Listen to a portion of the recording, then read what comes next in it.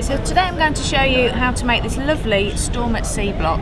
This is a 16-inch block, and because there's so many different triangles within it, it's been a block that's been avoided. So we've come up with a simple ruler to make the Storm at Sea easy. This is the ruler itself. So you've got a ruler on one side and then you've got all the templates on the other. And what you can see is we've actually decluttered the ruler and we've taken out all the measurements that aren't required for this block and just left you with all the measurements that are needed. We've also left designs on the ruler so that you can see which stage to do each part for the block. So first of all, you need to cut a strip of fabric that's 4.5 inches wide, and here's the 4.5 inch line on the ruler. So we lay our ruler over there and simply rotary cut our 4.5 inch strip out. Do 2 strips at a time, right sides together, and then sew both strips together with a 1/4 inch seam. Turn the ruler around, and now we're going to cut out the triangles. And this is the block, part of the block that we're going to achieve now, and it's this diamond section that goes all the way around.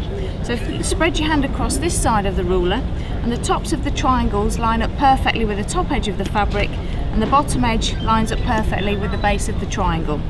So you can rotary cut your triangles out, and you can see that the rotary cutter goes past the fabric and into this circular cut out area. So you rotary cut up and then down, up and then down. And these areas here, they're not wasted, they're accurate templates as well. So we've just cut 4 of the triangles that are required for the block. And this is how the piece will look when it's been cut out. There's 1 or 2 little stitches running across the top. You just unpick those and then flip the template open, and you've created your diamond. So secondly, you need to add these little templates that go onto the side. So you need exactly the same width of fabric, 4.5 inches. Don't this time sew them together, but you simply cut these taller sections out with your rotary cutter.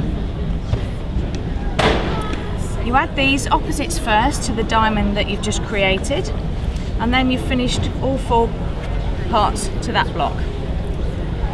The next part, well, that's the hard part done. The next part is the central section, and with this you need to, it's a square within a square within a square, and these are the sizes that you require, and all these measurements are on the ruler.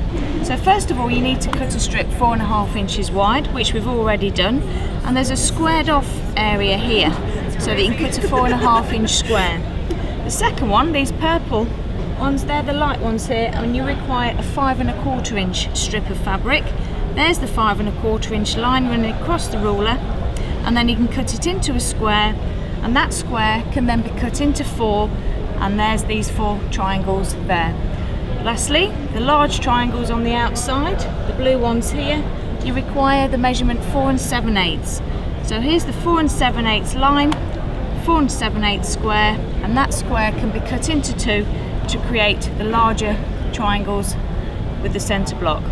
And you can see that these little blocks in all the corners are exactly the same as this one, and all it is a smaller version. So the central square is 2.5 inches, and there's the measurement there, and the line goes all the way across the ruler.